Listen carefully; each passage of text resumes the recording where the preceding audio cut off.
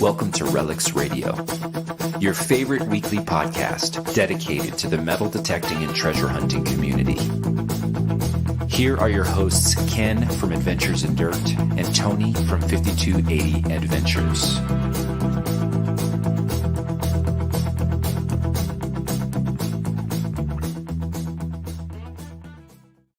Hey everyone, Thursday night. Welcome to RELICS Radio. Good to see everyone joining us here in the chat room. I wanted to say hello to you, and glad we came a little bit late notice with this tonight, for sure. But glad to be here on another Thursday night. What I want to do right now is I want to bring in my co-hosts. 5280 Adventures. Tony, how you doing, man? Good. How are you doing? Thursday night. Welcome to Thursday night. Yeah. Thursday night. Hey, I just want to say something. Just need to say something real quick. I'm excited. We found Grandma's baroche this weekend. We did. We can actually discuss that tonight. Yeah. But I'm not in my studio. You can tell here. This is a different setting here. Not a very good camera. I'm on an old laptop. So are you on the road somewhere? Yeah, I'm in Colorado still, but twice a year I've got family that comes out and visits me from the great state of OH. So my dad's here this week, and so I'm up north and hanging out with him, and I'm like, let's still do the podcast. We got some good stuff to talk about tonight, so yeah, I don't want to miss another week. I hate missing weeks and stuff, but we got a lot of stuff that's going on, and we got a lot of stuff to talk about. So it's going to be a really awesome show. It's going to be really good. We couldn't miss tonight. Yep. Nope. We couldn't. I want to say hello to Bill Hayes. He first went in saying hi, Tony and Ken. Bill, Ohio Relic Hunter, says hello. Welcome the two Bills. Good to see you. Larry Stevens. Always. Where did I see Larry? I saw some pictures of Larry. I think Larry was at Kadoha.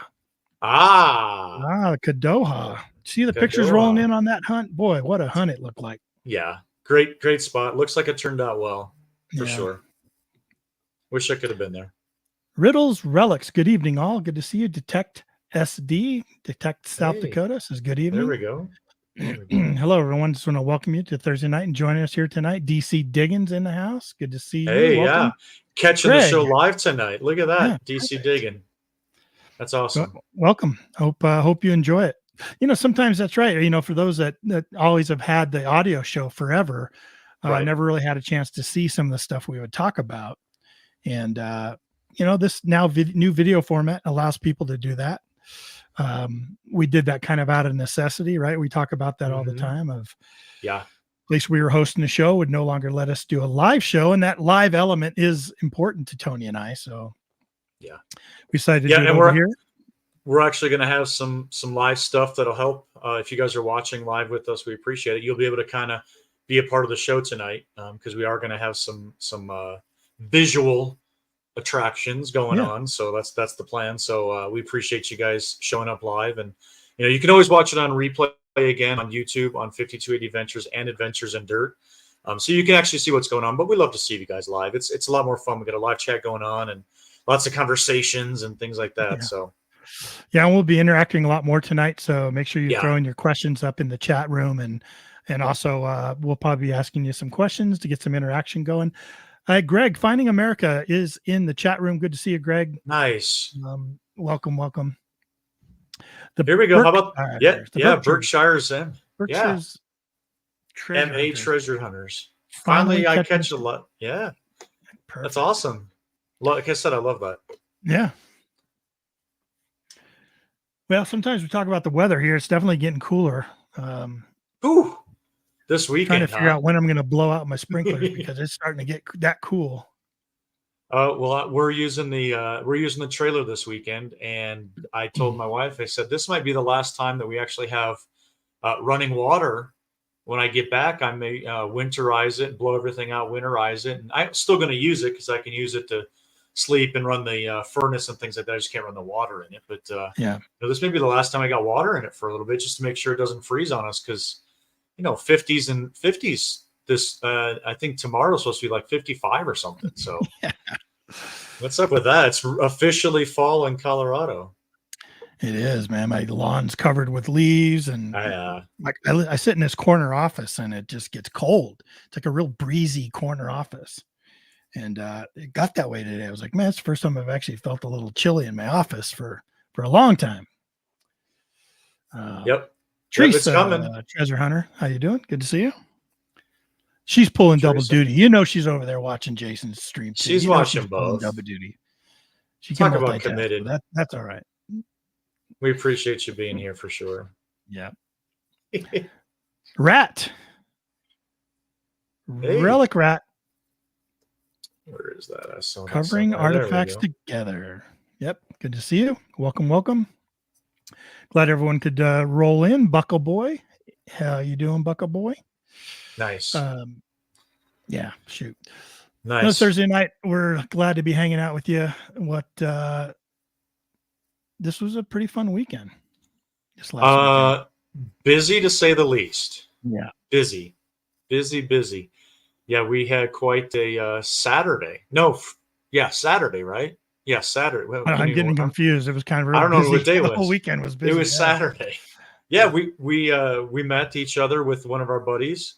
In fact, one of our buddies who finds this kind of stuff. Yeah. We met him and we went metal detecting in a location. We were talking about this earlier, right? An area that's been here forever. I mean, since before, right around when we became a state. So you're talking 1870s. And we've never been up to this area. And there are spots everywhere. So everywhere.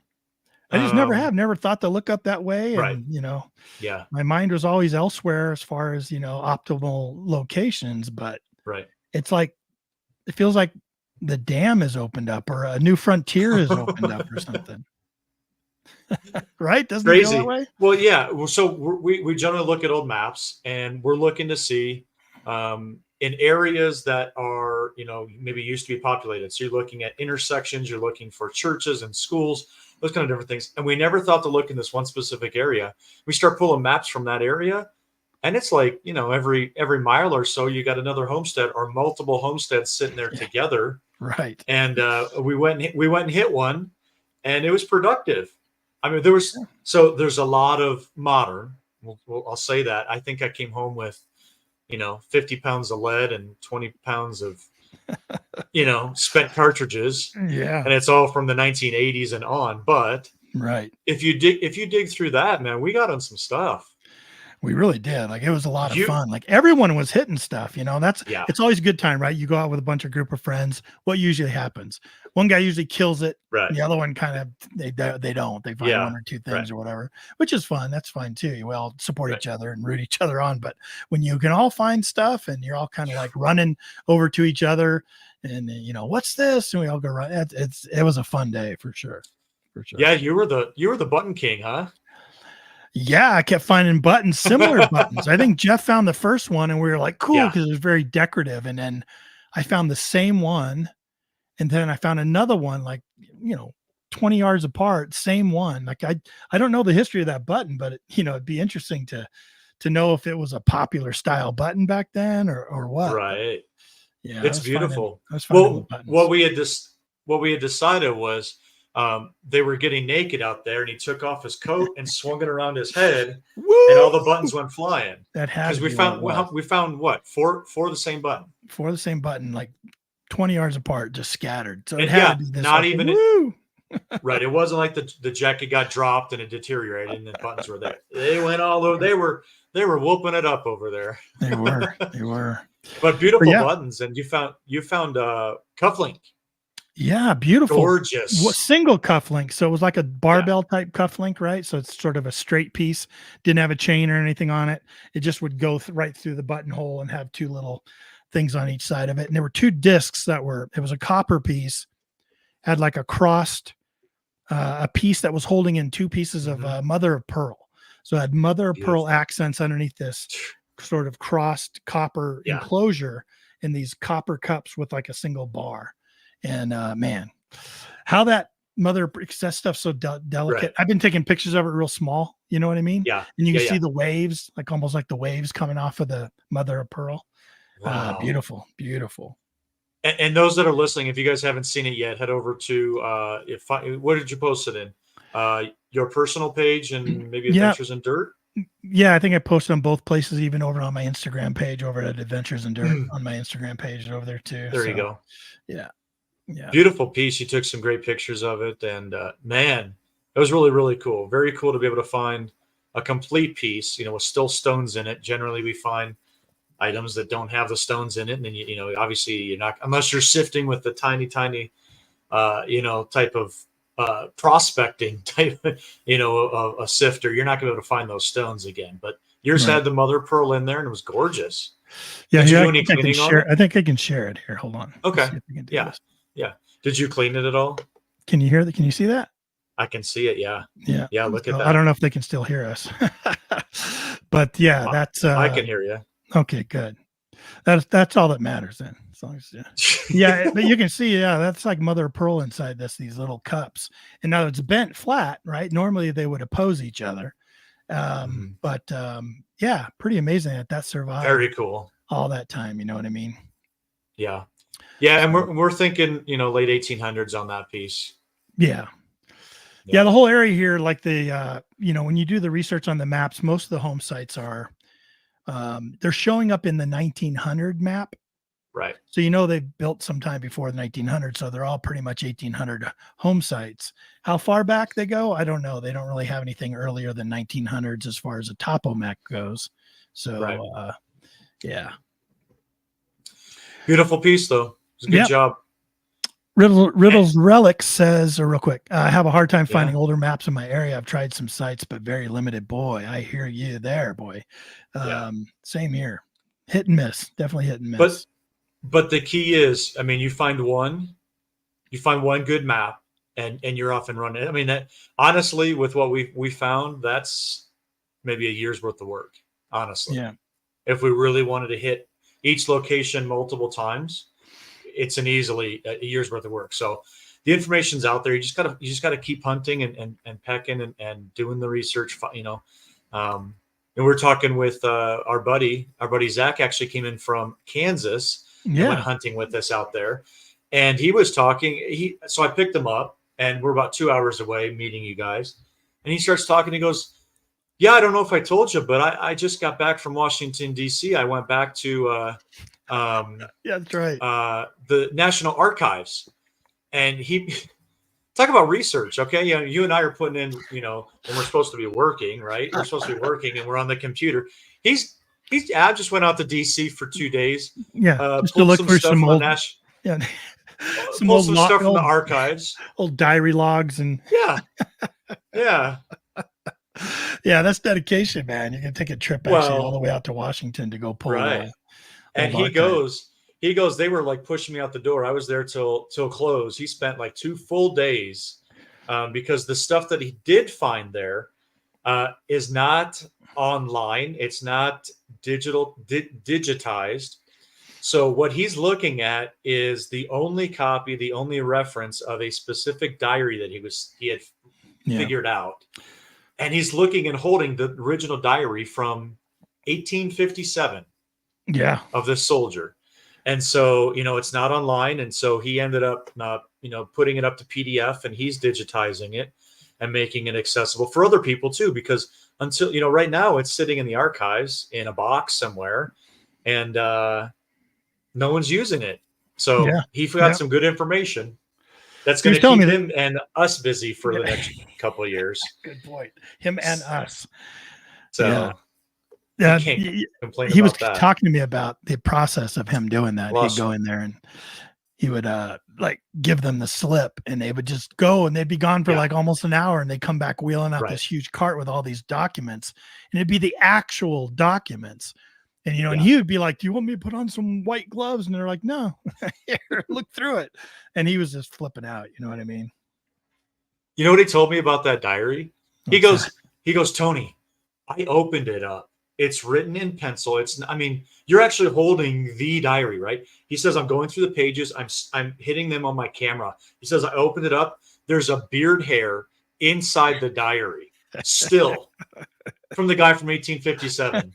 He's like, do I blow it out? Do I pick it? Do I leave it? I mean, what do I do with this thing? That's so funny. But it's Zach. He left it in there. Right. You know, it's a part of history here.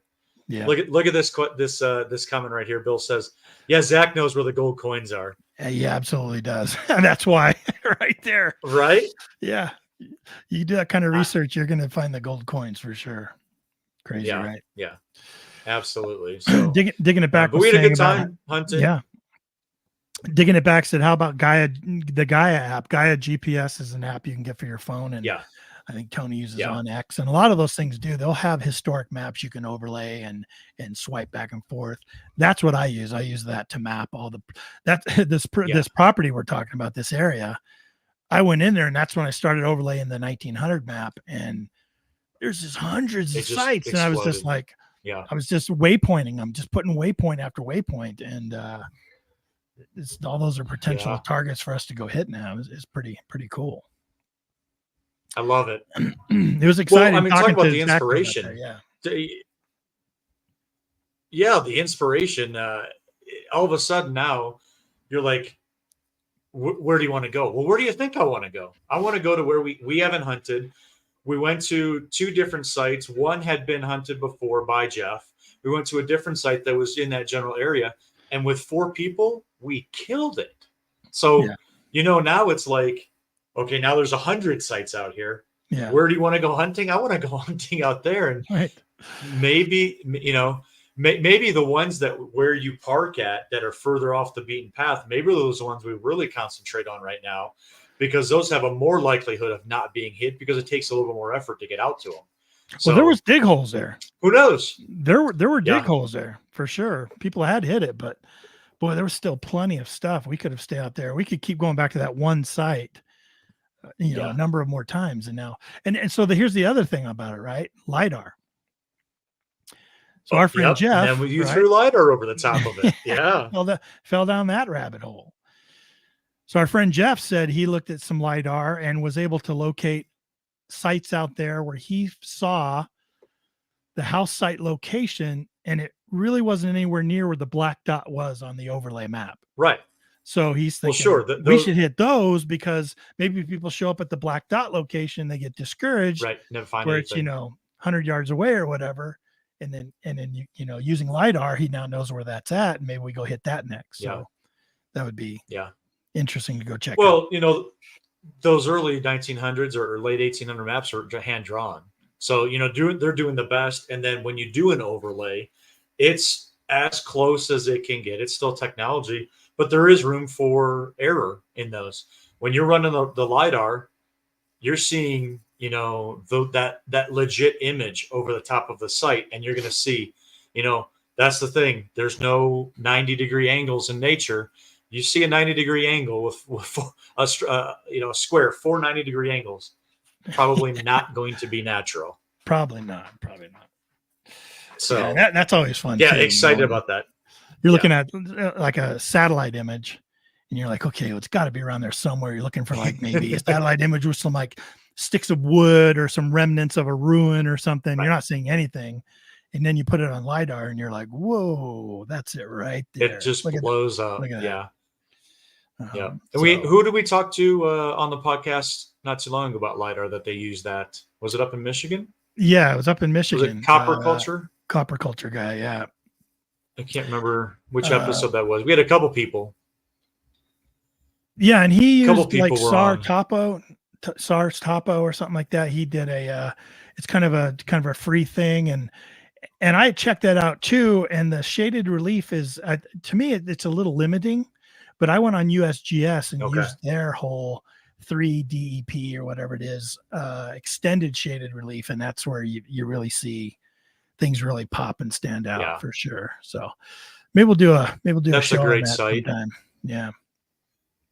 That whole USGS site, great between site. The historical topo maps that they have there and now the LiDAR issue things they've got and old maps, and it's a great site. They do a lot. They do a lot for us for sure. Hey, we just had Indiana Tones pop in the chat. Hey, what's up, Lou? Good to Yeah, see good to you. have you on. Thanks for coming. So I'm trying to think of, I mean, we spent a couple hours up there and we did pretty well in terms of buttons, a couple old bullets, stove parts, stove legs and feet and things like that. And one coin, right? One coin, Indian head Got an penny, Indian head. 1900. Yeah, What was it? 1904, Six, six? I Yeah. think. Found. Right Let me around see. that. What else did we Yeah. say? We found a. Oh my gosh, there was one button I found that was beautiful. Yeah, here's another thing. Here's what I love about Colorado. There's many areas in Colorado where the soil is such that it just preserves. It does it just Yeah. protects the items from being decayed and rotten out. The buttons were just, that button Zach found was stellar, wasn't it? Are you frozen? I think you froze. But yeah, our friend Zach found a button that was just absolutely in pristine condition.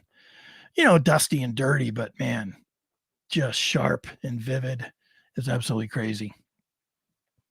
We found, let me see what else they find. They found, oh, cool. Yeah, I think he found like a pocket watch, kind of a pocket watch back. That was really cool. Had a bunch of writing on it. Was able to research that. I think you're back. Yep. But that button, right? The Zach's, wasn't it amazing? Like, just looked like it had been laser cut. Yeah. But yeah. As well as, it sounds ridiculous, but shotgun head stamps. They were beautiful. Yep. No corrosion on them. The paper ones. So you're talking about the older ones. They not like they were last week's shotgun shells. Yeah. They're 100 years old. No corrosion to them. It was very, very, where we were, very sandy soil out in the plains. Yeah. So everything was real gentle to the relics, and that makes it even more inspiring to go out and find those things, because the Indian head penny came out gorgeous, like it had just been dropped. Still had what is it, diamonds on it. You could full liberty on it still. Beautiful. It wasn't the green patina, like it had been soaking in water and had the corrosion, right, the patina on it. But man, just beautiful. Yep. Beautiful spot, beautiful area, and beautiful. And I've only found one. I've only found one Indian head penny in my entire detecting career, and I'm dying to go back out there just for the chance of finding another Indian head penny, man. So I think they're beautiful coins, but especially in the condition they're coming in out there, like crazy. Yeah. I think you're frozen up again, at least video wise. There you go. Yep. You're out there in the middle of were you out in the middle of Indiana or something? Out there in the middle of is that where you're traveling to, or? Can you hear me?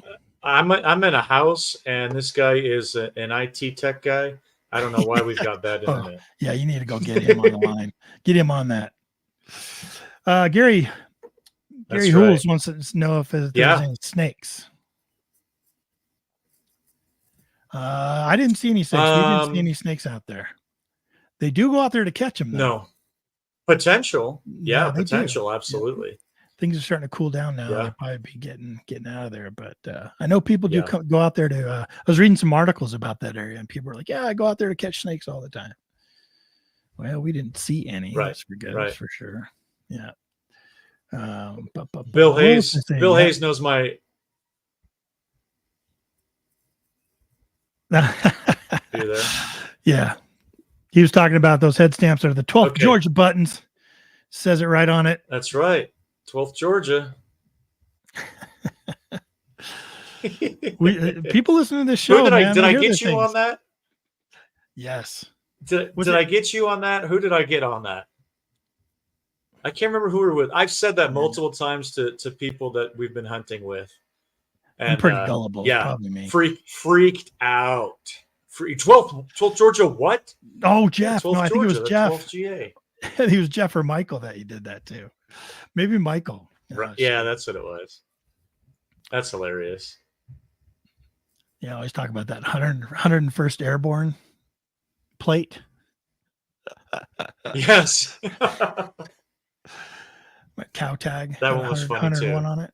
It was shaped just same oval, just like a belt, like a belt buckle, like a civ belt buckle, and it was like when I uncovered it, I looked down, I just saw that rounded rim peeking out of the dirt, and I was like, oh, but nope, it was a cow tag. So that was, oh well. That was Saturday. So that was Saturday. That was a good Saturday. Yeah. Did you do anything on Sunday, or did you Good rest? Saturday. I rested. Sunday was the honeydew list on Sunday. Yeah. What about you? Yeah, I was tired by Sunday because Saturday was one thing, but there was a Friday involved there. We also had a Friday to deal with.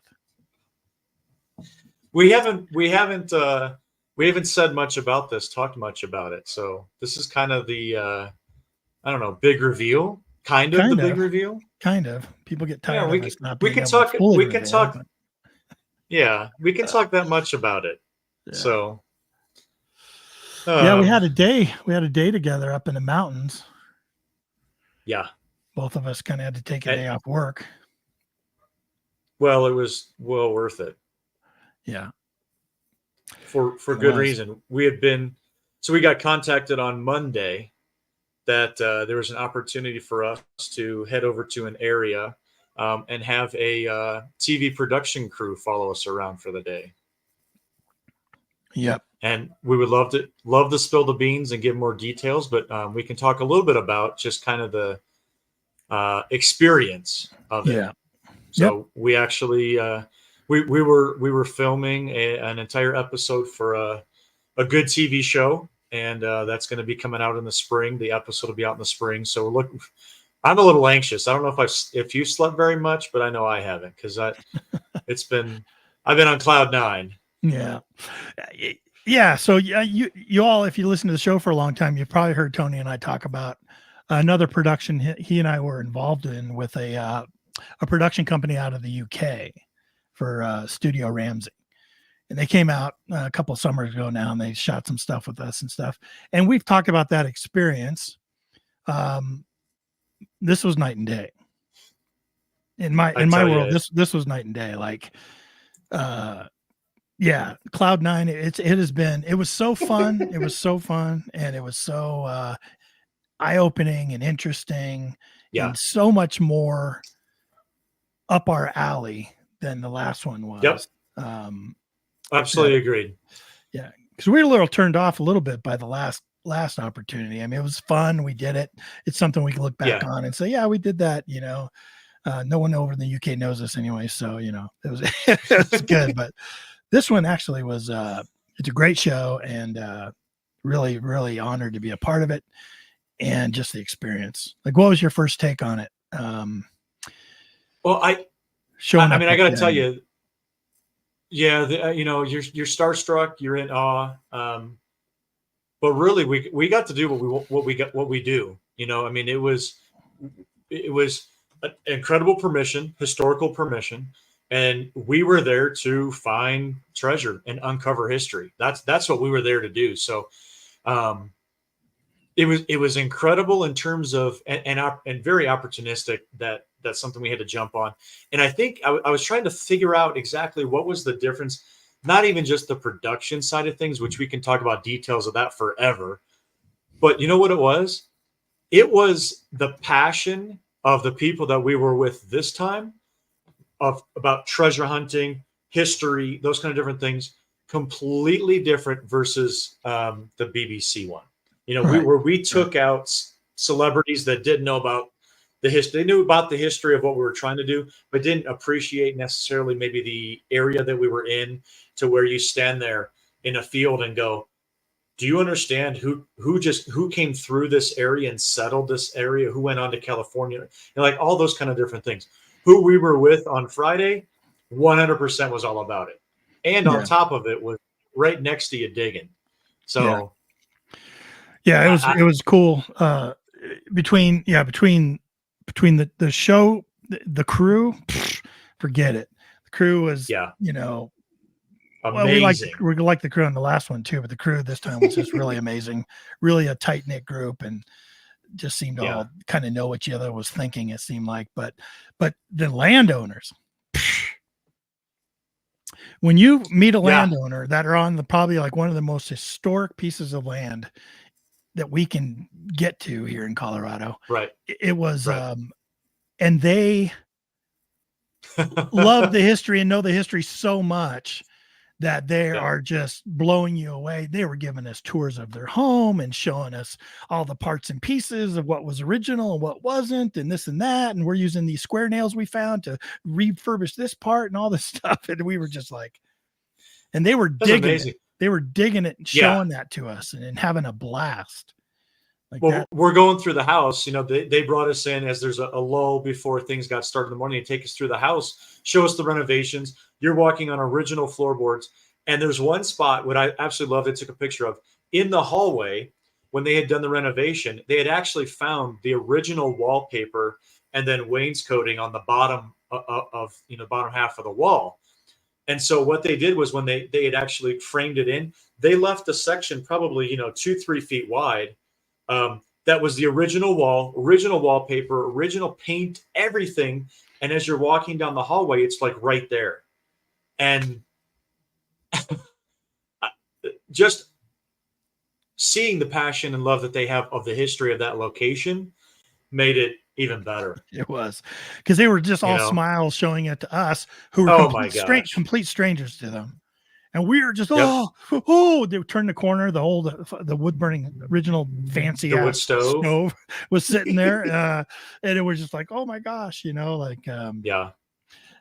Well, and I was just going to say when you're out there and the homeowners are coming over talking with us, first names, not very comfortable is a great word. And the male landowner comes over. Hey, Tony. Yeah. What's up, bud? We really, really like you guys a lot. He's talking about the three of us that were out there hunting. We really like you guys a lot. What would you think about you guys coming back up here kind of on your own and having more fun? I mean, that's how he talked about it. Yeah, exactly. Really having more fun up here on the location. He goes, we'll bring in a barbecue, we'll cook you guys lunch and stuff like that. And what about it? Buy a case of beer, and we'll just, I mean, that's the exactly conversation that we had with him. Yeah. Right. But he could see the passion and the enjoyment that we got. And how much of that we found did we walk away with? Oh yeah, nothing. Zero. No artifacts, no relics, no historical remembrance of the site, right? It stayed there with the landowners. And they understood that we were there for the benefit of history. And I mean, going back to why we were there, it's really going to come out in this episode that's going to be in the spring when it airs in the spring. I think that's going to be the focus of what we were there to do, and the excitement and the enjoyment and the camaraderie and all of that stuff is really, I think, kind of really shine through our involvement. The last time we were involved in one of those productions, you and I did a lot of sitting. So we had like on camera action for maybe just maybe 45 minutes, let's say, over all day period of time. Other time we're just sitting there watch what's going on. But this time that we're involved completely 100% of the time, nonstop, to the point to where I think there was a little lull towards the end where they had to get some different shots. Yeah. And I went and sat down with the landowners. I got a chance to sit there and actually talk with them, heard their whole story. They wanted to know what I did for a living. They told us how they met. They wanted to talk about how they acquired that property, all the whole story. Right. They just huge smiles on their faces. We're just like you said, to say, we're so ecstatic you guys are here. This is so much fun for us that, Ken, he says, Ken, listen, you and your wife ever come up here to go visit this place? I go like, yeah, all the time. We love it up here. He's like, right. Just, you have my contact information. Stop by. We'll go meet you for dinner. We'll come out. We love you guys. You guys just have thrilled us today. This has been one of the funnest times we've had in forever. And it was, when you get landowners like that, right? You're just like home run, because they were educating. They were like, Do you know Oh about this, gosh, about they this knew guy? Do so you know about much. this, about this guy? Because the place is tied to this certain individual. And they're like, did you know this? Did you know this? I was like, no, I got to go now and do a bunch of research on this Right. guy, you know? Well, we thought that we knew a lot about that location, even through research that we had done previous to being over there. Yeah. And we knew just the top portion of, I mean, they delved deep into a lot of stuff that was going on there, even with the hotel down the street. And then they would actually transport, food and beverages and things like that from where we were down over to the hotel. And it was a pretty historical location. Like, it was a ritzy type of thing going on down there. And they knew a lot about that kind of stuff. And they were able to educate us then, which helps because then we can start moving towards different areas. And it's just not us, understanding what was there, but they understood Right. where the stuff was. And Right. so, then you can start moving to different areas. And we found more stuff once we were able to move. Hey, there's a trail that runs through the woods here that went over to the hotel. Okay, well, let's go up there. Sure enough, there's stuff on the trail. Yeah. I mean, it's just amazing. And here's the thing, right? Like they talk about they used to do some hunting up there, right? So then when you uncover sort of a bullet from that time period, you're just like, well, you can age the bullet. You can age the cartridge, and you're just like, well, there's a darn good chance, that this was involved with these people. This person had it. Yeah. And it just, what an amazing time. Ups the ante for sure. It was a lot of fun, a lot of fun. Spent, go ahead. Went up there the night before. They put us up in a hotel. Yeah. We kind of all got together and got out there early and just had a crazy day. We were so spent by the end of the day because we did detect all day long. Very little set up shots. You know what I mean? It was just a lot of detecting and camera people. We met with the production. We had the production crew in our hotel, met them for breakfast, and they were all, tired from shooting the day before, doing B-roll and intros and things like that. And we said, hey, we're just going to go over to the site. We're going to start, looking for areas that we want to concentrate on so we can kind of get some information, not digging anything, not uncovering anything, just kind of going, hey, that area didn't have anything. We're not going to go over there. Let's get that out of the way. We're going to focus on this area over in the woods. We're going to do this area. And I mean, we were there. I don't even know what time I got home. It was like 9 o'clock. Well, you had the longest drive. It was, yeah. You had the longest drive. I did, but and then you had to turn around, get up in the morning, go pick Zach up first thing in the morning. Yeah. And drive all the way back up north. It was a long weekend. Yeah, it was a long weekend, but it's fun, man. It's been a while since we've had that kind of exciting weekend, kind of doing what we love and being around other people like that love to do what we do and are really into the history and can't wait. When that episode comes out, we told the producers that we would help promote it and maybe we'll do a little watching party and stuff. Cause it really was going to be hopefully it's going to be a cool episode. You never know what they're going to do with the editing, right? They're like, here's Tony. Right. Well, I've seen their editing. They nail it. They knock it out of the park. So I'm not worried about how it's going to portray us or anything like that. Just knowing what our day consisted of, how the crew was going about certain things. I tell you, you and I are both on YouTube, and there are some people here that are joining us that also produce videos and things like that. How much did you learn just being in that environment in terms of recording a treasure hunting video? What did you learn? Yeah, a lot. I tell you, a lot, because you're right. We both enjoy metal detecting, right? But we also have this other thing that we do to produce content like the podcast and making videos. Right. And so here we are, we're surrounded by sort of professionals in the industry on creating these type of exciting type shows. And I think it was just watching the time they took to get multiple shots of one certain thing and retaking some of it. Let's get a drone shot now. Let's do an upshot here, and let's do this pan shot from this side, blah, blah, blah. And why they were doing that was a real big eye opener for me. It all made a lot of sense. And then our conversation you and I had with the cameraman afterwards, before we left, as we were saying goodbye, those guys stopped and took the time to just let it all out as far as, tips for us of what we could do, to the point to now, I don't know what I'm going to do. Like, I don't know. Are you like me? You got all these ideas in your head now where you're like, oh yeah, I could totally step up the game, but not easy. Ideas, but also expectations in my brain about what I should be doing now, what I should be putting out in terms of content for people that give me their time. It's my obligation to make sure that I'm putting out the best video. And sometimes I just phone it in, man. I'm just, it's one take and you're going to get what I get. And that's not, I don't know. Maybe I'm putting too much on myself in order to put out better content. I don't know. I'm inspired. I'm inspired. I can tell you that. I'm inspired by their approach and the reason why they did things. But now I put an expectation on myself to produce something that is it truly honestly attainable for my level of filming by myself. I didn't have a camera crew. I didn't have 4 cameras follow me around, a sound guy, everybody's mic'd up. We're waiting for a truck to go by and before we do the take and like those kind of different things. What am I putting on my shoulders now? Yeah. And that, that adds a lot of pressure. I know you and I were talking about that.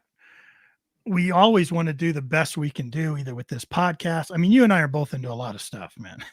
We're into a lot of stuff. And I've been thinking a lot about that lately. Like, you and I have talked about it, right? Like I took almost a year off of YouTube, because a bunch of stuff was happening. My wife was having some health issues and I was, burnt out and all. It was a good time for me to take a break. I needed to take a break. But you have this sort of sense of obligation and you're going to let people down and I'm letting myself down. I mean, no matter what it is, when you make a commitment to something and you can no longer achieve that commitment or uphold that commitment, I think we do that to ourselves all the time. So now seeing all these new techniques we can do to, to up our game with that, I'm just like, man, what am I going to have to give up to be able to do that? And I don't know, it's going to be pretty tough, man. To achieve that, right? Yeah. But it's tough because we do have an audience around us, and we make a commitment and stuff, and it's always tough when you feel like you're gonna let people. No, here let's pull that up. We were talking about Kurt from the Hoover Boys. You saw that video he put out, right? Did you happen to see that? Are you there? Did you freeze again? Let me see. I was seeing if I can pull that up. Looks like you froze again, man. We can't hear you. Tell you what we're going to do. I'm going to try and pull that up. Tony and I were kind of talking about it where, Kurt from the Hoover Boys was kind of that had been missing in action. You know what I mean? Like his group was kind of all going, blowing up about them not putting out a video. Now there's some expectation, man. Like, they put out that expectation week after week after week after week for years and years and years and years. And people get really used to, kind of consuming that content and being entertained. It becomes part of their entertainment. And when it's no longer there, it's shocking, right? I know on my own journey, when I stopped making videos for about a year, people were constantly reaching out to, hey man, you okay? And then you're like, how much of your personal life how much of your personal stuff do you want to put out there? You know what I mean? Like, is there a limit? What do I give everything? You know what I mean? Do I let everyone in exactly what's going on? You want to reserve a little bit of that stuff, but somebody like Kurt has got this huge audience behind him. It's really tough. Did you happen to see that video he put out, Tony? Can you hear me? Hello? Did I lose him? Am I losing him again? Oh, there you are. Yeah. So People are saying that they did see Kurt's video and they hope he's doing well. He came out and he kind of put out a video talking about what's been going on with him. And you saw it, right? I did catch it. Yeah. Well, I mean, to back up, it's so they very consistent, right? Every Wednesday they're putting out a video consistently for years upon years, not missing any videos. And they're coming up on episode 500. And all of a sudden, no videos. They're MIA on videos for weeks. And I'm as you are. I'm on the Hoover Boys Facebook page, and people are asking questions. Hey, why was there no video? When's the next video coming out? And people are making answers. Hey, everything's fine. Video's coming out. Don't worry. Trying to put the final touches on it. Blah blah blah. Those kind of different things. So that kind of brings us up to, I guess, today. Yeah. Yeah, and when I saw his video, a lot of other people in chat have said they can totally relate. Like, we're doing all this stuff for enjoyment because we enjoy it, and we enjoy sort of letting other people in on it. And after a while, you're like, sometimes you can feel obligated, So then you're like, well, what happened? Like you and I, we take breaks here whenever we feel we need to, or something comes up and we need to. We just let people know, hey, we can't do a show tonight, or hey, we're off tonight. Sometimes guests don't work out, or sometimes something comes up in our personal life, and that's just the way it goes. But we feel we got to do what we got to do, right? Sorry, I'm just typing to somebody. We feel like we got to do what we got to do. There is that, right? There is a feeling of obligation, commitment. We've committed to running a podcast that people enjoy. I believe people enjoy. If there's people here that's why they're here, and they support RELICS Radio as well as our YouTube channels, and so we do feel that obligation at times, and sometimes it can be. For me, I can tell you, last week it was not going to work for me. I lost my mom, and it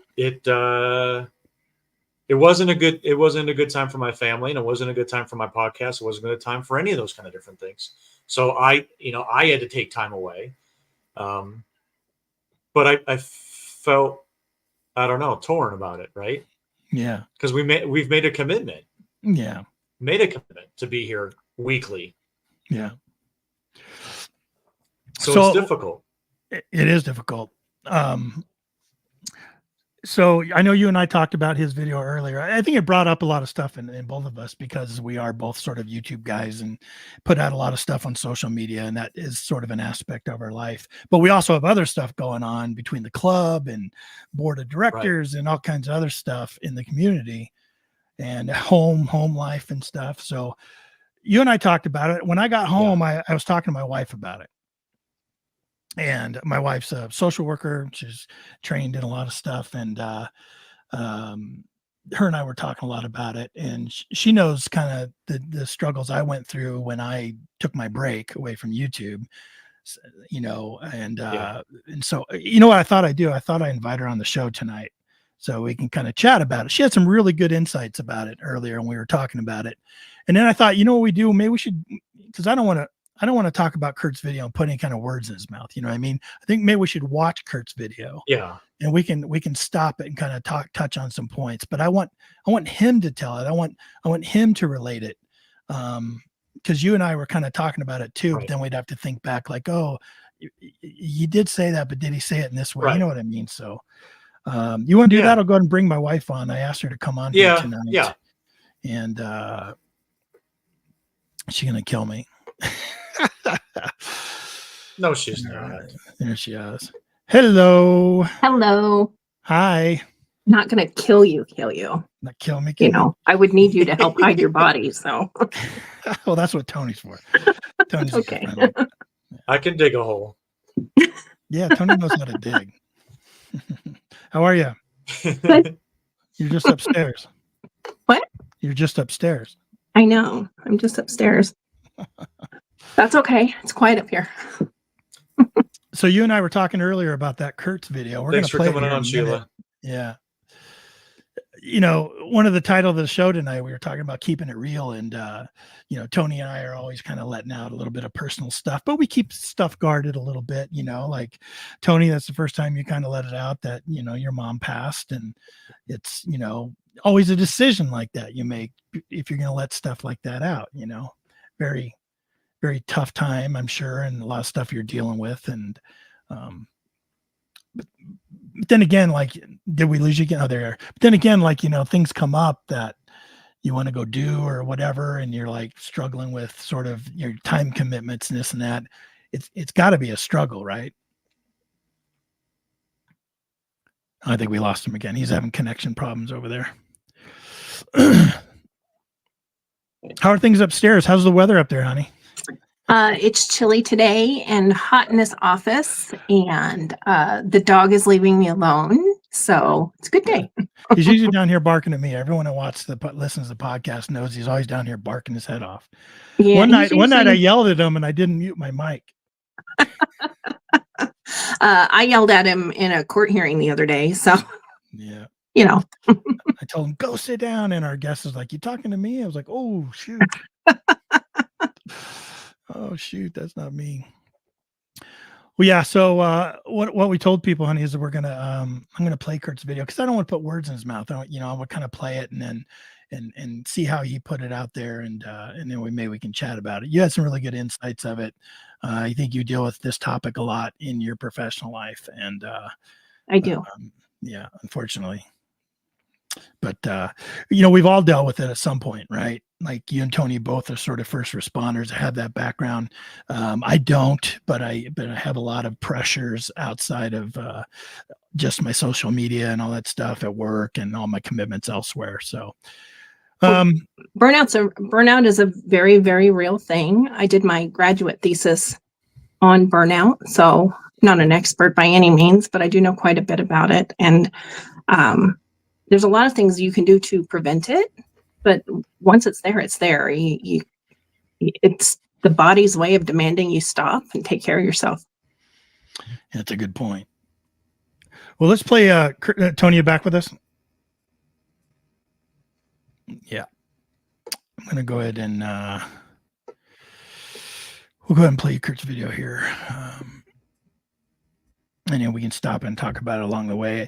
I don't want to exploit Kurt's video here. But I don't want to put words in his mouth. And I know it touched Tony and I so much that we thought it'd be, important to share because I think it affects a lot more people than what people even may realize here. So let's bring this up. All right, here's Kurt. What's up, YouTube? This isn't easy for me, so I'm gonna more or less get right into it. I wrote some things down so I wouldn't get off topic. Apparently, there's been a few people out there worried about me. I appreciate that very much. For once, I was worried about me too. I have everything I've always dreamed of: a beautiful, loving wife, healthy children, a close family, and amazing friends that I also consider family. Unfortunately, because of some work-related issues, I've been battling with some sort of depression for the last 10 plus years. Probably why I started doing YouTube in the first place, to get my mind off of things. I became a first responder at a very young age. I was what they call a black cloud as a rookie. And I got to experience some pretty crazy things pretty early on and over the years. I've seen some horrible things up close and personal, all with minimum tools and manpower in an abused and broken system. Getting the short end of the stick has been par for the course for most of my career. I could have retired a few years ago, but my contract changed halfway through my career. I want to stop it there. So already, right, you're hearing like, most people know Kurt from his YouTube channel. known as one of the Hoover boys, right? Fun guy, laughing, loving. Some people got to know him intimately enough to kind of know what he does for a living. But I mean, already he's just told you a wealth of information he's probably never shared before. And yeah, a lot of stuff going on there, man. A lot of stuff building up to all this stuff. But I mean, even for him to do this video, right, Tony and Sheila, like, you know, it takes a lot of guts to kind of put something like this out, I would think. Yeah, when I watched it, I didn't feel like he, I don't know, we had maybe talked about it. I didn't feel like he felt he was obligated to put this out. I think this is a good cleansing, healing moment for him, because he does have such a connection with all of us every single week. He's putting out stuff. He's going to events. He's talking to people. You know, he has a big connection. And to be the hardest part is to be vulnerable and put yourself out there. But I think he did this as a part of the healing process, which I commend him for. That's how I took it. Not as an obligation, just my personal opinion. Yeah, let's play some more here. Which first triggered depression in this usually happy-go-lucky boy in front of you. Lately, I've been attending way too many line of duty and active member funerals, which has also taken a toll on me. Can you stop there? Yeah.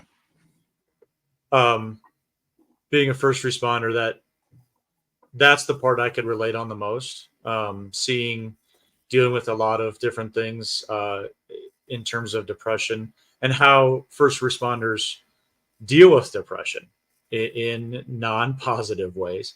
I don't remember if he had said it before or if he's going to say it upcoming, but a lot of us, and I know that myself included 100%, I deal with it in humor. It's my mechanism of dealing with it. And I think, you know, he does say that as well. But I can relate on this part right here of talking about friends that we've been involved in, seeing so many nasty things that aren't good, and how we deal with this part of it. And I think a lot of people in these positions don't deal with it in a positive way. They suppress a lot of feelings. And at some point, things build up, and then you get overwhelmed. Not only with the feeling of what you're dealing with, but also that the feeling of obligations and pressures, like with the Hoover Boy stuff. That's, again, my perception of it. You know, I think we want to let Kurt talk about these things and put them out there. Yeah. But, you know, these are the things that I'm seeing and relating firsthand with as well. So how do you compartmentalize it, honey? Like how? So, I mean, I relate to this as well. When you're in the moment and you're professionally dealing with the trauma that Kurt is seeing day to day. Tony, you've been in that situation. I find myself in that situation as well quite often. There isn't time in the moment to stop and deal with the trauma that you're experiencing. So we pack it away because we have to keep going. We have an obligation. As a first responder, as a person that serves the community, like we have taken this on.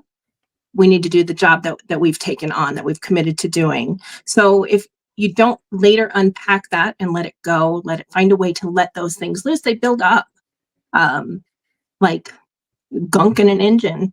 And you do end up developing horrible feelings of depression, anxiety, uselessness, cynicism. Yeah, Kurt talks about it here in a minute as you know, compacting a trash can, keep pushing Yeah. stuff down. So let's let him continue here. okay.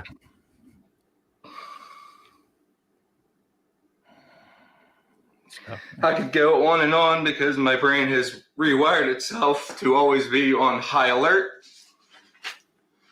So it's easy for me to spot out and see all the negatives in the world around me. I'm tired of this world lying, cheating, and stealing from each other. Everyone's too busy chasing a dollar so they can show off and peacock in front of the next guy. Parents are too busy playing on their phones to raise the next generation correctly. The media spoon feeds us all BS, creating unneeded race wars Families split up over politics. You think these politicians care about you? No. Love your family. Smartphones have made the whole world dumb, in my opinion. I've always been really good at hiding the hard times with laughter. That's why we're always joking around and kidding with each other. I like to use hobbies like treasure hunting and fishing. And boy, do I love cooking to keep myself busy. I like to eat. I can keep myself busy all day. No problems there. But as soon as I stop, that is when my mind wanders. Laying down to sleep is obviously the worst. My body will be physically exhausted, yet my mind is at full throttle. Send it. And let me tell you, sleep deprivation sucks all the way. Well, I can totally relate to that. Like, because I can deflect all day long. I can deal with it all day long. And I usually use laughter for most things and stuff. But the pressure always hits me when I get home at night and I'm trying to turn it off and shut it all down. That's why my wife's so good at compartmentalizing. She deals with a lot of tough stuff throughout the day. And she's so good at compartmentalizing. I'm always trying to learn from her about how to do that, because either my eyes pop open at 3 a.m. and my world falls apart at 3 a.m. until I finally get to work and realize the sky is not falling, or I'm trying to get to sleep and it's just not going to happen, and then all the walls come crushing down at night. So, but maybe you're real good at hiding it, honey, but you compartmentalize it so well that you seem to not struggle with that as much. But I mean, I don't struggle with it as often as some of my peers do. I certainly don't struggle with it quite as often as I've seen you struggle with it. But I struggle with it. I've gotten really good at taking care of the things I need to take care of so that my space is able to compartmentalize, able to leave that at the door when I walk in, and not take that to bed with me. And you comment all the time, I fall asleep the minute my head hits the pillow. So I'm either just soulless or I have actually learned how to put it down. But I have my days too. I think was it just yesterday or the day before, I came home in an absolutely horrible mood because something had happened that I wasn't able to set down. And again, burnout, like what Kurt is feeling and what you've felt in the past, Tony has felt, like that happens when these things continue to happen and you're not putting it down. It's not just a one-day thing. People do have bad days, but when it's continuous, Kurt had said at the beginning of his videos that he was the black cloud and that he had just had numerous traumatic events that had occurred all at once when he was young. So he probably hadn't, I don't want to assume, but probably hadn't developed, what he needed to compartmentalize to set that down in a healthy way. Yeah. Let's finish up with Kurt here. I've always been good at helping other people. I'm much better at giving versus receiving. Unfortunately, I wasn't taking care of myself. I'd like to think of it as an internal trash can. I've been filling it up and smashing it down and filling it up and smashing it down over and over and over. My trash can finally floweth over. I try not to let other people affect my mood. I would bite my tongue and keep my thoughts to myself. I try to block it out and move on. Recently, finally started opening up. I don't know if it's a midlife crisis or, I'm just tired of all the BS. I'm finally starting to open up and getting some things off my chest and out of my mind. Not going to lie, because that gets you nowhere. It felt pretty damn good. I was finally emptying my trash can before I let it break. I even aired out some beef I had with a few people, all of which came with a tsunami of emotions that I wasn't ready for. I've been emotionally numb for way too long because I've hidden my emotions as well. Long story short, Luckily, before I went down a rabbit hole, which is a bottomless pit, my loved ones noticed a change in my mindset and behavior, and they helped me help myself. For the last month, I voluntarily checked myself into a wellness center for first responders. And for the first time in my life, I was getting some help for me.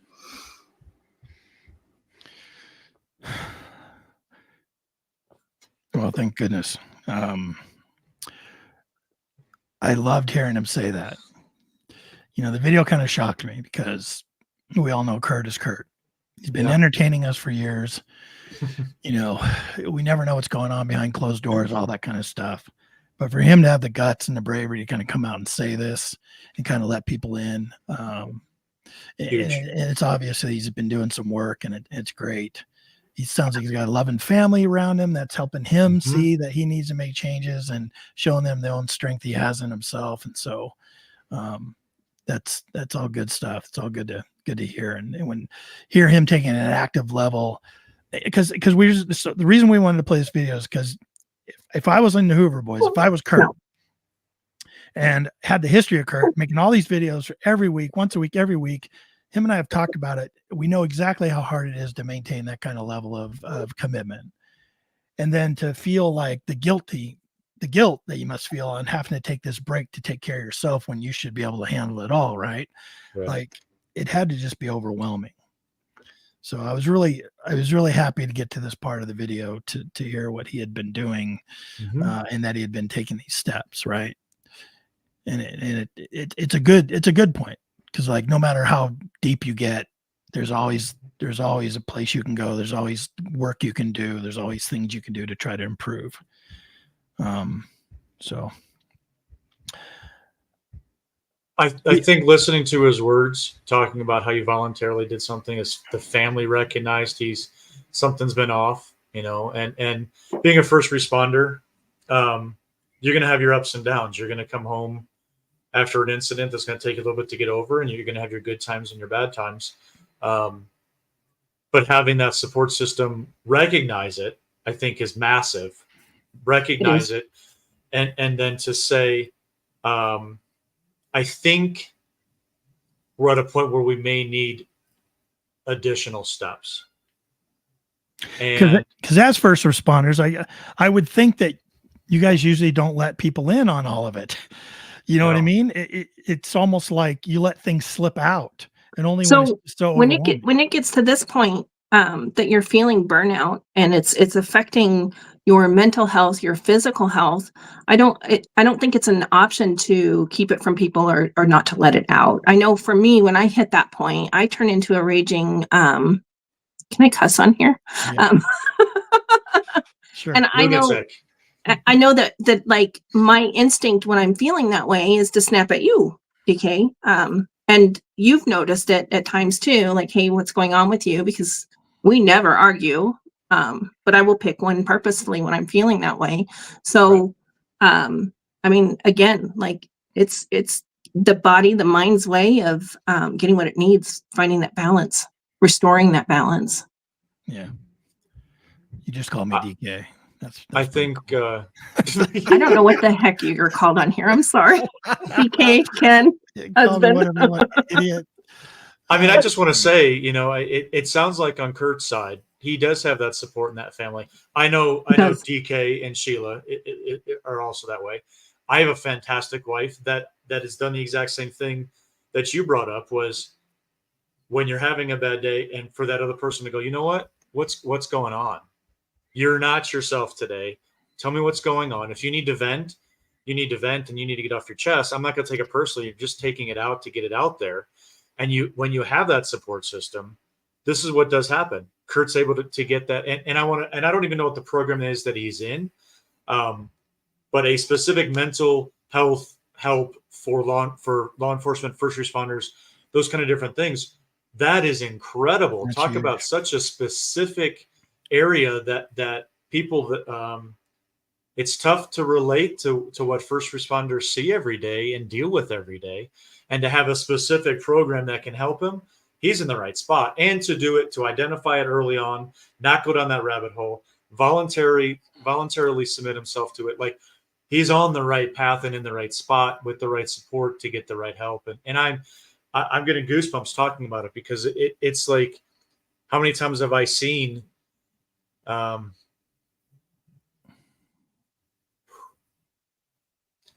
your friends that can't deal with it.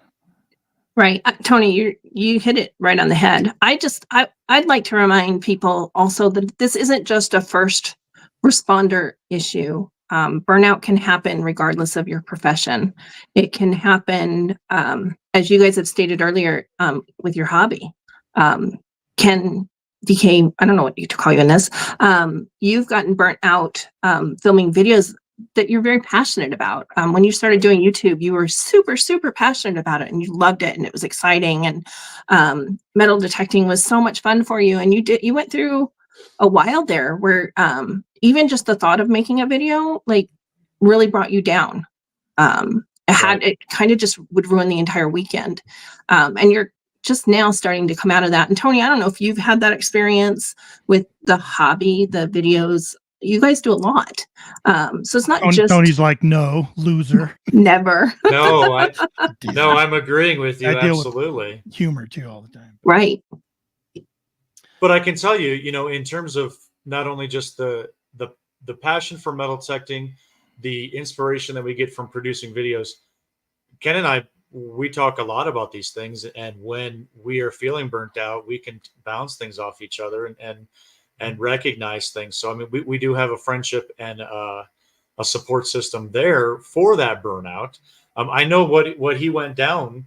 When you're producing a show every week, and I am not in that category. I wish I was, but Kurt and Ken produce weekly shows every week for many, many years without stop. And when Ken got to that point, he's like, I just haven't done it in a month.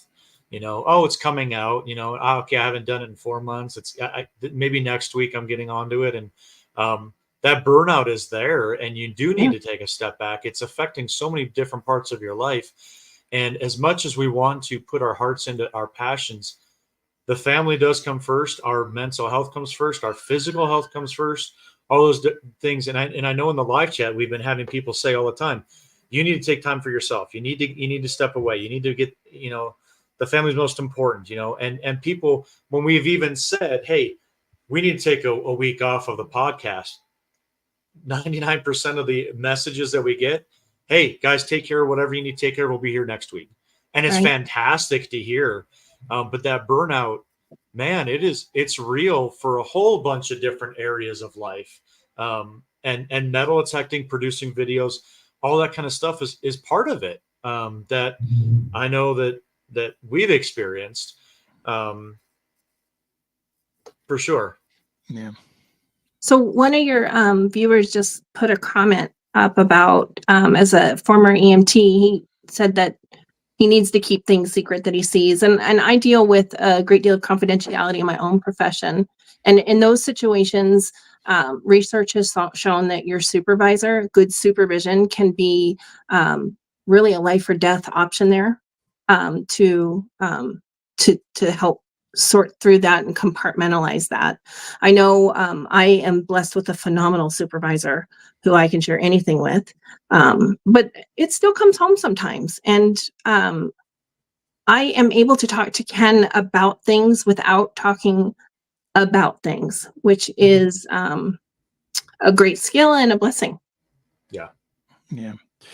Not a lot of people have those kind of supervisors, though. It really makes it tough. If you don't feel supported when you're in that kind of heavy, high-end type of profession where you do need somebody like that, you do need that backup, you do need that somebody you can bounce stuff off of and release on and confer with. You're blessed, honey. You're absolutely blessed. Your department. Oh, I am. My supervisor is amazing. So not just your supervisor, your entire department. It's like one of their main concerns where, I think in other professions, when you need that type of supervisor, you're lucky if you get that type of supervisor. You know what I mean? Yeah. Especially, in some of the, I'll say it, some of the male-centric driven professions where, it's this macho stuff going on. And it's like, oh, man, you're going to go cry on my shoulder now? What's, blah, blah, blah, whatever, and you need somebody to talk to. It's not always available.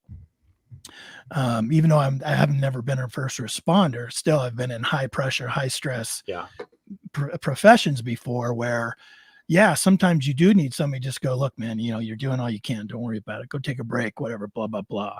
Instead of, kind of driving for more and, you're being a sissy or you're being whatever, or, pull yourself up by your bootstraps, young man, or whatever it's going to be. But it's definitely tough. So let's finish up with Kurt here and we can chat some more about it. So that's where I've been, completely cut off from the world. Unfortunately, during this time, we had a trip planned to Scotland to meet up and treasure hunt with John, the Scottish detectorist on YouTube. We had this collaboration planned for almost a year.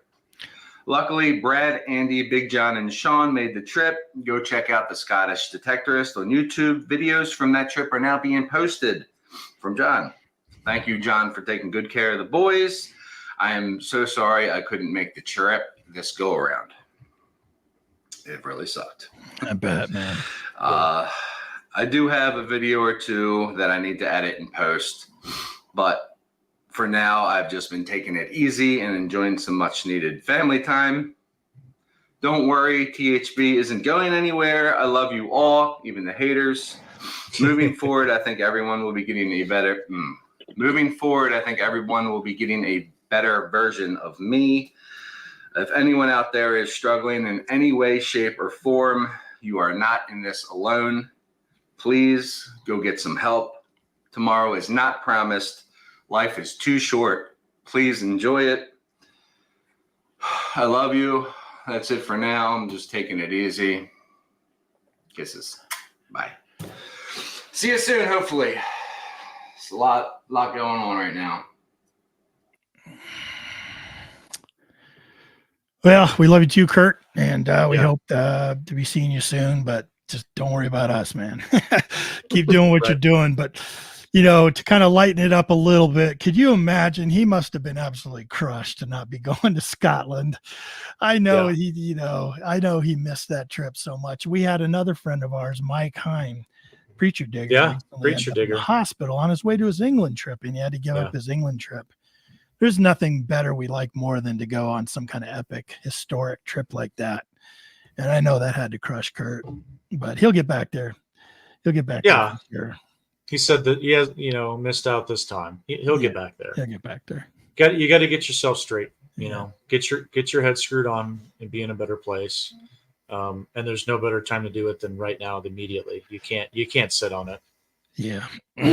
So Tony and I saw that video earlier, and we just thought it'd be, important to kind of talk about and because it affects not only the metal detecting community, but whatever you're into. Yeah. Especially when you add all this additional kind of pressure on yourself to satisfy multiple people. Like for a while there, man, I was like working. I was had the YouTube thing going, had the podcast thing going, had all the other social media going. I was a board of directors with the museum, board of directors with the detecting club, doing all the presentations at the detecting club. I was, leader of the heart group at the detecting club, like had all this stuff going on. Plus trying to get out and have fun and do my own detecting. So, I mean, but you can add all kinds of pressure to yourself, what I mean? But all those things, they take away from home life.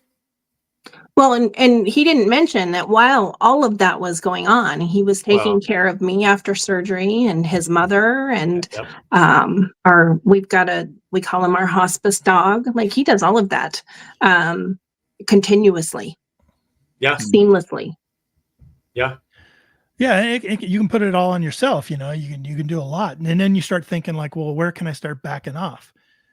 But like Kurt's doing a lot of stuff, and he, I'm sure he felt terrible to kind of have to back away to take care of himself. And how terrible is that you would feel bad about that? And I'm not saying he does. I'm not saying he did feel bad about it, but I know I was thinking like, where can I stop? Like, I'm going to let that person down. I'm going to let that person down. Sure as hell, I'm not going to let my wife down. All these extracurricular things are going to have to stop. Yeah. And they did one by one. I had to back off one by one. And now. But I know you really struggled with letting all of that go too. everything that you have stopped and set aside, you've struggled with for weeks before you actually did it. Like it was just kind of a constant circle of, oh, I have to go do this because I committed to go doing this. I don't want to go do this. I don't feel like going to this. You could feel the burnout, the fatigue just pouring out of you, yet you were still going. And then eventually you'd stop one and then another, very slowly. And I feel like you are right now at a much healthier level of extracurricular activity.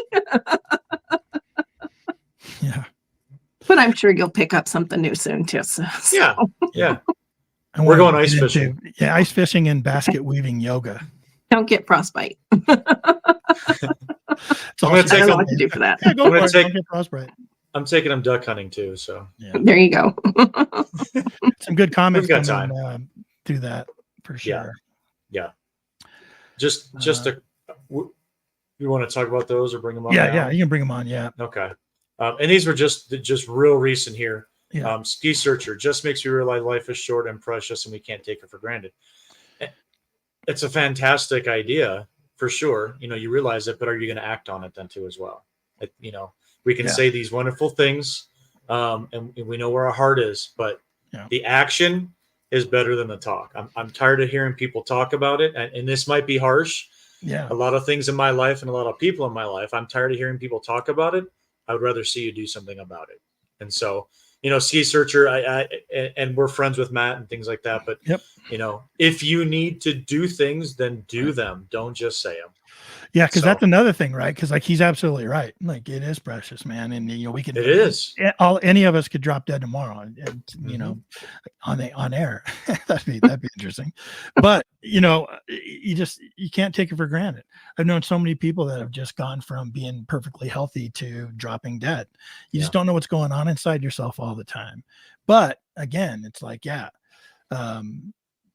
are you going to take that action? Are you going to take that action? Knowing it and doing it, some things, right? You're like, burnout is, and I'm sure Sheila said I was off there for a while trying to get my connection, but burnout is a very real thing for anybody in any situation, not just first responders, but, in terms of what you put on yourself. And you put it on yourself because you love it. You love doing these different things, but it's okay. Take time, get your head back on straight, get the help that you need, and then get back to the things that you love. It's okay to do those things. Take a break. Take a break is great. Breaks are great. I think I definitely wanted to talk about Tim Ildigger. First and foremost, before I read it, putting yourself out there, like Kurt has done, like you and I have done, we've all done out here today. I commend you, Tim, for writing this. And I want to just point out, I was super depressed earlier this year. And luckily I had lots of friends, mainly detecting buddies around me, and helped me through my depression and social anxiety issues. It's a real thing. It's not a weakness. Yeah. We all have it, whether we acknowledge it or not, including burnout. And it's okay. It's okay to have these feelings and things, and putting that out there, Tim, is commendable. I thank you for writing that for sure. Yeah, thanks, bud. And it's pretty cool. Cool you wrote that. Yeah, sharing that with us. We appreciate that. I know this is a very private thing, but I know so many of us do metal detecting as an escape or as a, just a fun activity. It gets us outdoors and that vitamin D out in the sunshine, out in the woods and the beauty, and finding the sort of, historical artifacts and sharing it with our buddies and occasionally with our wives. And, well, just the rings. They only want to see the rings. Yeah. I haven't found her one lately. We like the rings. She's a little perturbed. They're pretty. They're shiny. But we do all this stuff that for fun and all that stuff. But it's just and a lot of people use that as a way of dealing with their very stressful work. They'll go out metal detecting and stuff. But even detecting, I think you can get into the point if you put too much pressure on yourself. We've seen so many people in the YouTube community, metal detecting YouTube community, that feel they have to succeed so much that they'll plant fines, or that they'll buy views and buy subscribers to make themselves look artificially, proficient or whatever I still don't understand. Yeah. I don't even know how to Right. explain it, but that's a symptom of them adding that pressure and dealing with that pressure, and knowing they're not always going to find something every time. So they feel in this pressure to try to do something great or something by fooling people and stuff. So, which is going to eventually probably burn them out too, because you can only do that for so often. Right. I mean, I know we're coming down to about the last 5 minutes. We can go as long as we want talking about this stuff. I think it's very important. But Ken, you've told a story about what Matt Howell told us, years ago when we first started. And so, I mean, Matt's in Virginia in a beautiful area, finding incredible historical items. And, you and I are trying to compare ourselves to the things that he finds. And we're in Colorado. And we're in just, Colorado, right? But what did he tell you? It was actually Scott from History Seekers. Yeah. Sorry. Scott said, he just said, he said, Ken, you guys are finding stuff here that we're not finding out east. He said, you're finding stuff that we're not finding. So, and you need to realize how important your area here in Colorado was to the establishment of the United States of America, and everyone pushing west. Without them pushing west and exploring and moving onward and moving cross country, we wouldn't have this United States of America that we have today. And in that journey, they brought things with them. And on that journey, they dropped those things, and those things were important to them. They were precious to them. So you really need to, even though you're not out east and you're not finding the stuff we're finding in Colorado, you're finding stuff that we're not finding. And it was so important to them. It was so important to them, these items they lost. They were relying on those things. And he's right. Like, it completely reframed my mind after that conversation when we had him on here as a guest. Mm-hmm. Totally different view and focus. Yeah. Because I used to do it all the time. Like, oh man, I wish we lived in New Hampshire. Right. I wish we lived on the East Coast somewhere where they have the real history. Right. But I don't think if it had changed that frame of mind for me, I don't think that we wouldn't have dug into the research we've done now to find sort of military camps here in Colorado. Sure. and the military relics we have that we love so much. I think that really pushed us into, what can we find around here? We need to up our game. But that comes full circle back to, that one up, I got it. I found this time. I got to do this next time, and then I got to do this next time, and that's putting all that pressure and build up to get to that burnout stage. Yeah, and it's not about that. It's what you and I have talked about a lot. It's about the story. The story is what's most important about whatever the find is. It's not that, okay, I found a $1 gold coin. Now I got to find a 2.5. Now I got to find a 5. I got to find a 10 and 20. And it's always more and more and more and more. And that's what brings all of that pressure on top of all of us with whatever we do. And it ends up moving from a passion to an obligation, to where then you really start going down some wrong roads in terms of what you're presenting, as well as what you are experiencing and doing and then putting on yourself. So that's the direction I was going with that, of, always feeling that obligation to put out something that's just absolutely through the roof incredible. And it's not about that. Well, Sheila knows I used to be on a competition barbecue team, and it was a passion of mine. It was a passion, just like metal detecting is a passion. I loved it. Used to love cooking, love improving, love getting the judges to like your food, going to the events, having a good time.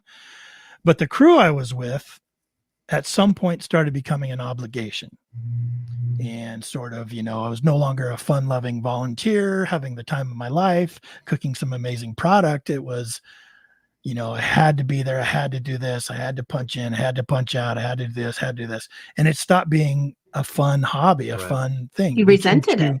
Yeah. I started resenting it.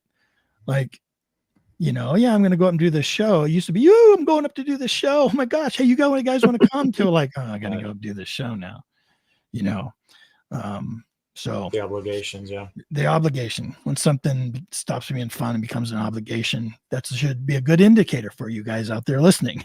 If you're doing anything in your life and it's, that you think is a fun hobby or a fun activity or pastime, and you start feeling like it becoming an obligation, especially if you start to regret it, take a look at it, step back, talk to somebody, people that are around you, your loved ones, friends, say, hey, are you seeing what I'm seeing here? Am I having as much fun as I think I tell myself I should be having? What I mean? Right. Because I know my wife would be like, no, you weren't having fun sort of the past few years you were involved in that, which shows what a slow learner I am. But we did get some good barbecue out of it. Yeah, we did. That was a great barbecue. You did, but I will say that since you did develop that burnout with your barbecue, you don't barbecue as much. In fact, I think just last month you were talking about selling your big smoker because you don't use it anymore. Yeah. The reason I don't smoke anymore is because Bill, Ohio Relic Hunter there in the chat started smoking things and put it on his Facebook page. And I just don't need to smoke stuff anymore. I can just watch his Facebook page and get all the excitement. Live through him. He posted something today about it, what he had on there. It was incredible. Gosh. Well, if you smoked more stuff, though, on your smoker, the kids would come home and visit us more. Oh, that's the key. That's the key. A couple more things before we head out. Gary Hool said, as a viewer of YouTube videos, right? Are there any things that they can say to all of us that are producing these videos to help in any way? That's a great question. It's a great question. Anybody's ever asked me that before, and I got to think of the answer now. What do you think, Tony? If somebody commented on your video and said X, you would be like, wow, thank you. That's I honestly just think just a comment. I mean, we have, you say you get 1,000 views on a video and you have 3 comments. Yeah. I don't know if we have to get that feedback in order to make us feel good, but I like it. But I also like the interaction. I like being able to reply to those people that are watching it and experiencing it, because that's why I'm putting it out there. I want them to experience that history and the story as well. So to me, just any comment of, hey, cool adventure, just something like that, something small. It doesn't have to be your content is the best I've ever seen. I hope you never go away. Why don't you put out more videos? They're amazing. Like, that is going to put that pressure on us, but just to me, I don't know, just something really cool, just a quick comment. And I just love to share. So I know I don't do videos, but you guys both had said earlier in this show that when you did need to take a break from making videos and putting out content, putting out this podcast, that people would comment like, hey, do what you need to do. And I think that those comments are very supportive. I know for Ken, his biggest worry when he doesn't do a podcast, when he doesn't put out a video, is that he's going to let somebody down in some way that he won't be able to recover from, or that person won't be able to recover from. He's so considerate of what his viewers are thinking and feeling. So I think those comments just supporting like, hey, it is okay to take a break, are amazing. Yeah. Or even acknowledging the fact that you're exchanging time with each other. They're expending their time to create this content for you. You're expending your time to watch their content. Maybe just a note of, hey man, I appreciate you. I appreciate the effort you're doing to give us this crazy form of entertainment. We're sure enjoying it, but be sure to take time for yourself or whatever like that. I mean, that's something that would be really appreciated, I think, especially if somebody's into getting towards a burnout stage, somebody that's still on top of it. Woo! They're still going to appreciate that, because you're acknowledging the time that they're putting into, this sort of unpaid kind of entertainment, that people are putting out there for you. But no, all good stuff. Gary, thanks for that. All good stuff. Well, we should probably get out of here. I know that Sheila, you sent me a link. You want to tell people about that? It's actually a National Mental Health Hotline. Yeah, if somebody's feeling burnout and they're not getting relief in the things that they're trying, or they're feeling depressed, or honestly, there's so many different mental health conditions and issues that we as humans deal with. I just wanted to make sure everybody had that number. It's a nice, safe number that you can call for help. They can guide you to find a therapist near you, or just offer someone to talk to. I don't think it costs anything to use the hotline. If I'm wrong, please let me know. But I'm trying to copy resources the are phone great. number. So There it is. I didn't copy the phone number. Let me get that over there. Yeah. So Okay. down in the link is the phone number. I put the website in there, but go ahead. There's the phone number. Good. Well, thank you for that. I appreciate your input tonight, honey. I know that you and I were talking, Tony and I were talking about it earlier. And so before we went on the air, you and I were talking about it, and you had some really good input. So I appreciate you being willing to come on and again, letting people in on more of my personal life. This is my wife, Sheila. And you know, share some of your thoughts on it. I think it were very valuable. So thank you for that. Yes, thanks, Sheila. thanks for having me. Okay. I'll see you on level. We're going to wrap it up, and I'll see you upstairs. Okay. Okay. Take care. Love you. Bye. Whoop. There we go. So cool. Yeah. Yeah. Sorry if everyone thought that was too much of a downer. I just think it was important. You and I both talked about it, and yeah. Well, there's a lot of real life that's been going on lately for a lot of people. Yeah. You know, I think we started off talking about some highs that we had for sure. And then bring it back to those real life situations that we were all experiencing. And this all happened within the same week. So yeah. Imagine that going on and on and on and on. And, yeah. Well, I mean, we've been like Brad's been sharing a lot. Yeah. Of his own, I wanted to mention journey. that. Yeah. Make sure we put that out there too. Yeah. Go talk about that real quick. Yeah. Brad, Green Mountain Metal Detecting, came down with what they're thinking is Lyme disease. It really wiped him out completely. Has been down and out, has been keeping him from doing what he absolutely loves to do because he's a very passionate person. Again, you know, I think he feels terrible that he's not able to continue to produce content, and you know, that commitment to his audience is a very important thing to him. But he also just knows he's got to take care of his health. And he has been, and I believe he has been, and he's getting better. It's great to see these update videos he's been putting out, that he's improving. They still kind of don't know exactly what it is, so I'm sure that is just frustrating him to no end. I know it would me, but you know, same thing. Preacher Digger, we talked about him. You know, had this commitment to go on this England trip, and everyone was expecting him to go, and there was all these plans and all this stuff they had planned to do, and then he had to go take care of his health, and he felt terrible about it personally because he didn't get to go to England, but also because I think part of him felt like maybe it was, you know, I don't want to put words in his mouth, but maybe he was letting the rest of the gang down and stuff, which probably wasn't the case. But yeah, there's been a lot of kind of personal strife and personal stuff coming out lately around the community, and you know, having just come off a year-long break, same type of thing. But we got to talk about it. I mean, people, you know, we watch a lot of social media, a lot of YouTube, and real life. You know, I think somebody had said it earlier. You know, you guys are really talking about real life stuff. You know, we love to talk about metal detecting, treasure hunting, those kind of things. But you know what? We're real life people as well, and we do have things go on and happen. And hopefully, we've made a good enough connection with a lot of people out here that this is a good topic and they can relate and enjoy it, in addition to treasure hunting and metal detecting as well, because it all goes hand in hand.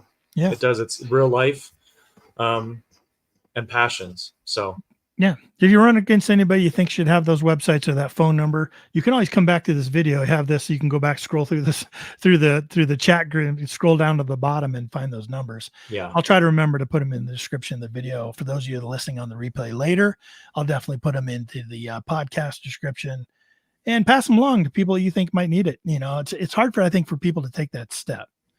You know, I think they see it as a sign of weakness or something, but man, I'm telling you, it is so important for you to surrender to that. And just get the help. It's out there. It's out. People are out there willing to help you. Yeah. And there's people that love you that wish you will take that step to go get the help that is out there for you to have, you know, instead of just sitting on it. Yep. For sure. I agree. Real good show, DK. I appreciate it. You go by DK, right? Depends. I'm gonna give her so much crap about that. I'm gonna be like, hey, don't call me that. My name's DK. That's the only thing we didn't talk about her coming on tonight. But it's What do first I time call she's been up. you? First time she's been up against that one. That's pretty. She was amazing. Lots of positive things in the chat about having Sheila on tonight, and we want to thank her for giving her time to us. Yeah. And we appreciate her perspective and the willingness to come on and share it with us as well. Because Absolutely. yeah, amazing. So. All right, man. Well, let's get out of here. I know you're up north visiting some family. Yep. And, Yep. I'm going to go have some pizza. Pizza for dinner. Throw the grandkids around, the cousins, everybody, and spend time with my family because I've needed it this week. Excellent. Yep. We'll go do that. And for those of you who are listening earlier, we'll talk more about this production thing that we were involved in as we get closer to it. But that also sparked it too, right? Because we were talking about like all the stuff we want to do now after being around all these professional production people. But that's just more pressure we're adding to ourselves. So crazy. All on our shoulder, more on our shoulders. So, but good to talk about this. And obviously, we wish the best to Brad, to Brad, to Preacher Digger, to Kurt, everybody who's struggling with some stuff. Of course, yeah, absolutely. Yeah. So, okay, man. Well, good. Good show. Let's go on, get out of here. Anything going on? Anything you need to announce? I think I'm good. No. Just head over to 5280 Ventures, YouTube, Instagram, Facebook. Find me over there. Chat with me. I've been putting out a whole bunch of stuff. I love the interaction. I don't think I've gone a while missing a reply to a comment. I love talking with people and making sure that I check in with them and appreciate all that. Some good Facebook posts lately. So if you guys are interested in some good fun conversations, head over to Facebook. Find 5280 Adventures over there. We'll have a good time. That's what it's all about. Yep. And we'll see each other soon, I'm sure. Yeah, we're gonna go digging soon again. Yeah, we are back at that new spot. Yeah, sounds good. All right, everyone. Yep. Have yourself a good night. If you get out, go find the good stuff. Let me know about it. But be safe. Love each other. That's right. Grandma's broke.